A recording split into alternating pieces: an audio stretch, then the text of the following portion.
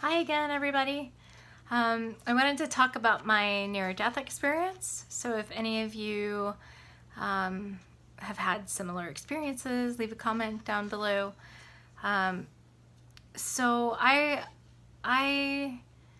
was in a dark period. I learned a lot from health food stores that I worked at, like a raw food shop in New York City. And I had just kind of started to dabble in some spirituality, but I wasn't really focused on it. And I was having a lot of pain. And I had several surgeries, but I became very depressed because I was in so much pain. And I started praying to go home. I prayed to take me home because I was just in so much pain. And wouldn't you know, at like a week after like every day of just praying to go home, I ended up in the hospital with a system-wide infection and problems. Like my body was just shutting down. And the doctors couldn't understand it. They didn't know how to diagnose it, but my fever was really high. And that's another thing, like, you know, we do have DMT, dimethyltryptamine, that is in our pineal gland, but it manifests through our third eye, right? And our experiences through our visions and hearing, etc.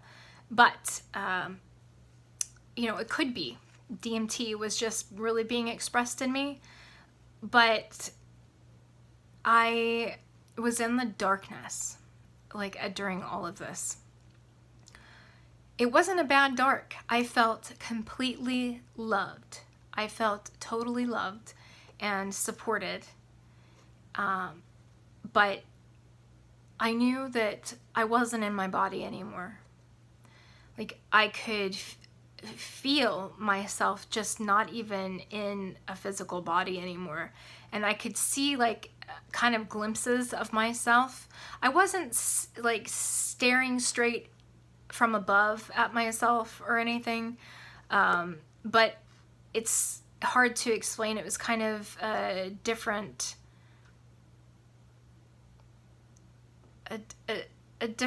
aspect of thought or consciousness. So I was in my body, but I wasn't in my body, and I could see and feel several different things going on. But mostly, I think it happened really quickly, but it felt like a really long time that I was communicating with my guardian angels and spirit guides and animal guides.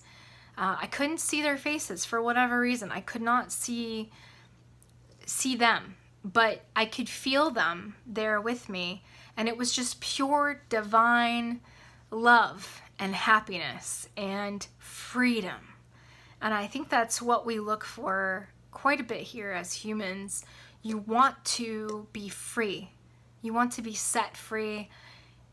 And the physical bodies, the physical form is just really hard to be in. So you just want to be free. I felt so light and so happy and free and loved. I really wanted to stay there and to leave my body permanently. But then I saw flashes of those that I love here, that are still here with me. And it in one instant, it just made sense. And I was like, fine, I'll come back. So here I am. I'm back. I don't know if you can see this blanket, this Afghan. My mom actually made this for me. It's a rainbow. I love rainbows. Everything rainbows. I'm all about it. I know I'm one of those cliche ladies too, that I love unicorns, I love gnomes, I love llamacorns, kitty corns, you name it. I'm all for it. But anyway, so my near-death experience, it made me realize on a spirit level that I am here for a purpose and that I have work to do. I delayed long enough. And I still have a delay mechanism of sleep. I love sleep a lot. if I could, I would just sleep all day. But that's avoiding existence here. And you feel light and free when you're astral traveling. So it's really hard sometimes to want to come back down into your body, to feel that heaviness again. But I do it. Every morning I wake up. But anyway, I wanted to share that near-death experience. Everything changed for me after that experience. I was jolted, and it was like a light switched on. My sight, my intuition, my psychic and intuitive abilities, claircognizance, clairvoyance, clairsentience, clairaudience, all of those increased. Although the clairaudience isn't as great for me at this point. It's more of a claircognizance and clairsentience, really. I think clairsentience is really my strongest, and then clairvoyance, and then claircognizance. You just know stuff, and people are asking, well, how do you know that? Do you have definitive proof? Nope, I don't have definitive proof. I just know it. And they really just don't understand. But, yeah. Everything changed, and I'm happy to be here now. Sounds funny kind of saying that after everything that's been happening lately, but you are here for a reason.